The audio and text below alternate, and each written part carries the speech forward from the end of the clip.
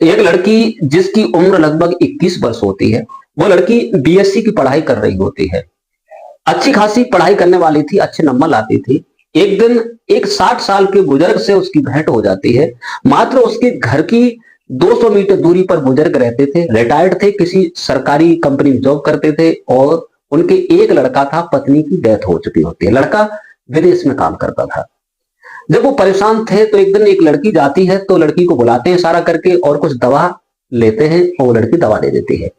दवा के साथ दोस्तों नतीजा यहां तक होता है कि बुजुर्ग व्यक्ति उस लड़की को दूसरे दिन कुछ पैसों का लालच देते हैं और उनका जो ईमान होता है वो ईमान बिगड़ जाता है और उस लड़की से संबंध बनाने को कहते हैं। लड़की मना करती है और कहती है कि तुम तो मेरे पिता के बराबर हो, तुम्हें ये शर्म नहीं आई। लेकिन बुजुर्ग व्यक्ति कहते हैं कि बेटी 50,000 नहीं, 1,00,000 रुपए हम तुम्हें दे देंगे, केवल मेरी इच्छा को पूरा कर दीजिए, हो सकता है कि हमारी बीमारी दूर हो जाए। लड़की पैसे के चक्कर में, पैसे में आकर लालच में और उन बुजुर्ग व्यक्ति से हाँ कर देती है। हाँ करने के बाद जब उन 60 साल के बुजुर्ग के साथ फिजिकल रिलेशन जब बना रही होती है तो ऐसा होता है, आपने कल्पना नहीं की होगी कि उन बुजुर्ग की मौत हो जाती है। मौत हो जाती है तो लड़की घबरा जाती है। लड़की जब घबराती है तो उसे कोई उपाय नहीं सूझता है। अंत में जो करती है तो आप भी सुनेंगे तो आपके पैरों तले जमीन खिसक जाएगी, आपके होश उड़ जाएंगे। आखिर उस लड़की ने उन बुजुर्ग के साथ क्या किया और 60 साल की बुजुर्ग ने उस लड़की के साथ जो रिलेशन बनाया। दोस्तों ये घटना हम बताने जा रहे हैं, ये घटना है जयपुर का। जयपुर का ही पास में एक मोहल्ला है, उसी की कहानी है। दोस्तों लड़की का नाम तो खैर नहीं बताऊंगा, लेकिन नाम है सविता। जो नाम बदला हुआ नाम सविता है और बुजुर्ग जो होते हैं चोखे लाल नाम होता है। चोखे जो एक सरकारी जॉब करते थे, किसी कंपनी में रिटायर्ड थे, जो उन्हें पेंशन मिलती थी। इनकी बीवी का देहांत हो जाता है और ये घर पे अकेले रहते हैं। इनका एक लड़का होता है मनोज, वो बाहर नौकरी करता था, कनाडा में चला जाता है, वहां जाकर रहता है। पिताजी घर पे अकेले रहते हैं। लेकिन लड़का की जॉब अच्छी थी, पिताजी होटल से खाना मंगा लेते थे और कई होटल पे खाने चले जाते थे। 60 साल की उम्र थी लेकिन कुछ बीमार भी रहते थे, चल लेते थे, फिर लेते थे, सब काम करते थे। लेकिन उनके घर से लगभग 200 मीटर या 250 मीटर दूरी पर वो एक लड़की थी जिसका नाम सविता, वो उसका घर था। लेकिन उसी रास्ता से अपनी पढ़ाई के लिए अपने कॉलेज में जाया करती थी। अपने कॉलेज में जाती थी और वहीं से निकलती थी तो एक दिन बुजुर्ग व्यक्ति अपनी बाहर बैठे थे तो लड़की को इशारा करके बुलाया, बेटी थोड़ी ये दवा हमें समझा दो, इस दवा में क्या लिखा है। लड़की बहुत खूब सुंदर थी। लड़की ने दवा देखी तो ने बताया कि ये दवा सुबह की है, ये दोपहर की है, शाम की है। और बुजुर्ग व्यक्ति उस दवा को खाते हैं और लड़की कहती है कि अगर दादा तुम्हें किसी चीज की आवश्यकता हो तो मुझे बता दिया करो, मैं तुम्हारी हेल्प कर दिया करूंगी, तुमसे चला नहीं जाता है, देखो क्या तुम्हारी हालत हो चुकी है, तुम्हारा कोई है नहीं। बुजुर्ग व्यक्ति कहते हैं कि मेरा एक बेटा है, वो बाहर रहता है कनाडा में, मेरी पत्नी गुजर चुकी है और मैं बीमार रहता हूँ, चल फिर लेता हूँ। लड़की बैठ जाती है, पूछती है खाना पीना। बोले खाना कभी होटल से खा लेते हैं, कभी मंगा लेते हैं, कभी कुछ करते हैं, कभी फल खा के ही सो जाते हैं। लड़की कहती है अगर तुम्हें कोई परेशानी दिक्कत हो तो मैं खाना भी बना के तुम्हें खिला सकती हूँ, मुझे कोई परेशानी तकलीफ नहीं है।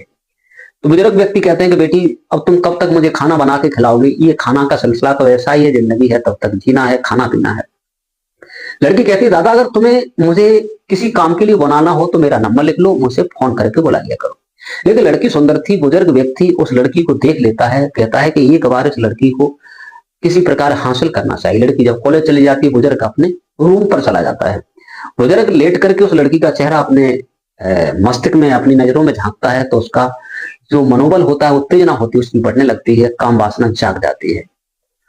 लड़की को फोन करता है कि बेटी जब कॉलेज से आओ तो मेरे पास होकर के गुजरना और मैं तुमसे कुछ बात करना चाहते हैं।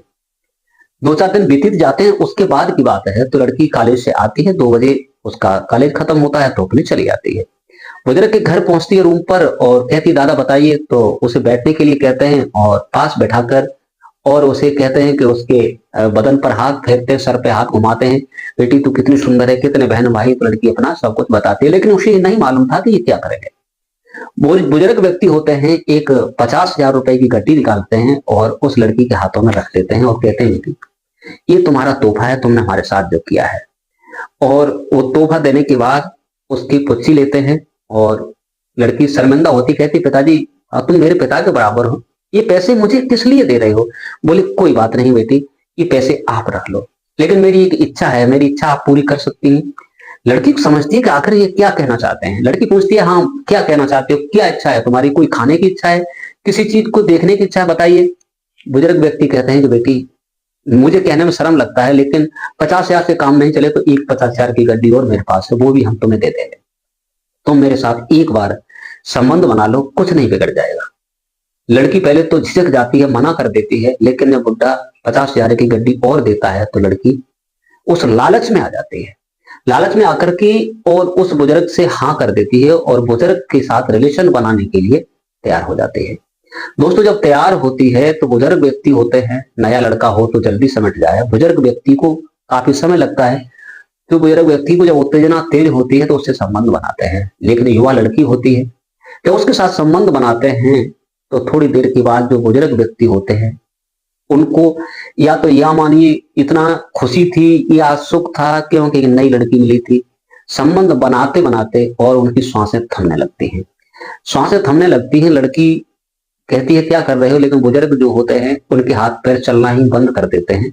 और जैसा कुछ होता है, नतीजा यहां तक होता है कि बुजुर्ग व्यक्ति के संबंध बनाते ही बनाते उनकी डेथ हो जाती है, सांसें रुक जाती है।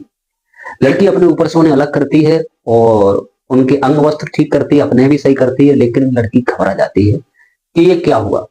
अब घबराने के अलावा उसके पास कोई चारा नहीं रहता, क्या करना चाहिए क्या नहीं करना चाहिए। लड़की ने विचार किया अगर इन्हें ऐसा ही छोड़ दिया तो सीसीटीवी कैमरा में कैद हो जाएंगे, क्या है क्या नहीं है, अगर हम किसी को बताते हैं तो हम पकड़े जाएंगे, क्या करना चाहिए। उसी समय लड़की सोच समझकर और उन्हें एक चादरा पे ढक करके और उनका गेट लुढ़का के बंद करके वहां से चली जाती है। लेकिन दोस्तों मोहल्ला में जब दूसरा दिन होता है, जब वो बुजुर्ग उनका फोन बजता है तो पड़ोसी आता है, देखता है कि आज दादा नहीं जगे तो दादा की डेथ पाई जाती है। लेकिन दोस्तों उसमें जब सीसीटीवी कैमरा होता है, पुलिस आती है, पुलिस जब देखती है, देखने के बाद सीसीटीवी को जब देखा जाता है तो वो लड़की आते जाते नजर आती है, उससे आगे पीछे कोई नहीं आता है। लड़की थोड़े समय घंटे 1-1.5 घंटे के बाद निकलती है तो उस लड़की को तुरंत ही पुलिस देर नहीं करती है, उसके घर से अरेस्ट किया जाता है। अरेस्ट करने के बाद जब पूछा जाता है कि तुमने आखिर ये सब क्या हुआ क्या नहीं, तब लड़की एक एक बात बताती है कि मुझे नहीं मालूम था, इन्होंने कहा था, मुझे पहले 50,000 रुपए दिए, कहा मुझे संबंध बनाना है और फिर मैंने मना किया, मैं चल पड़ी तो 50,000 रुपए और दिए और तो मैं भी राजी हो गई। इन्होंने मेरे साथ जब फिजिकल रिलेशन बनाया, मेरे साथ संबंध बनाया तो मुझे नहीं मालूम इनको क्या हुआ, इनकी सांसें थमती गई और थमने के बाद इनकी डेथ हो गई। मैंने यहीं डर के मारे किसी से नहीं कहा, इन्हें यहीं छुपाकर और मैं अपने घर चली गई। अब आपको जो भी मेरे साथ करना हो वो कीजिए, मैंने मारा है न कुछ किया है। दोस्तों पुलिस होती है, कहते हैं कि कानून तो कानून होता है, उस लड़की को हथकड़ी लगाकर और उसको एक्ट लगाकर उसे जेल के अंदर कर दिया जाता है। और बुजुर्ग होते हैं, उसके बेटा के लिए फोन किया जाता है और उनकी डेड बॉडी को सुरक्षित रखा जाता है। अंत में जब उनका बेटा आ जाता है तब उनका अंतिम संस्कार होता है, लड़की सलाखों के पीछे पहुंच जाती है। तो कहने का मतलब ये है कि उस लड़की ने लालच में आकर और बुढ़े ने अपनी काम शक्ति को कम करने के लिए काम शक्ति को जागृत किया और अपनी आत्महत्या, अपनी ही शरीर को त्याग दिया। क्यों कहते हैं कि इतना चरम सुख मिला होगा बुजुर्ग व्यक्ति को न मालूम कब से, तो उसकी खुशी के मारे भी डेथ हो सकती है। लड़की सलाखों के पीछे चली जाती है। अब आगे क्या हुआ होगा, अब ये समय के अनुसार पता चलेगा। दोस्तों कमेंट करके अगर तनिक भी कहानी अच्छी लगी हो, इसे लड़की ने सही किया या गलत किया, कमेंट में अपनी राय जरूर दीजिए। दोस्तों मैं सभी से यही कहना चाहता हूं कि अपने घर को, अपने परिवार को, अपने बच्चों को संभाल के रखिए, किसी पर विश्वास नहीं करना चाहिए। दोस्तों आज के लिए बस इतना ही। नमस्कार, जय हिंद, जय भारत। मिलते हैं किसी दूसरे वीडियो के साथ, तब तक अपना ख्याल रखिए।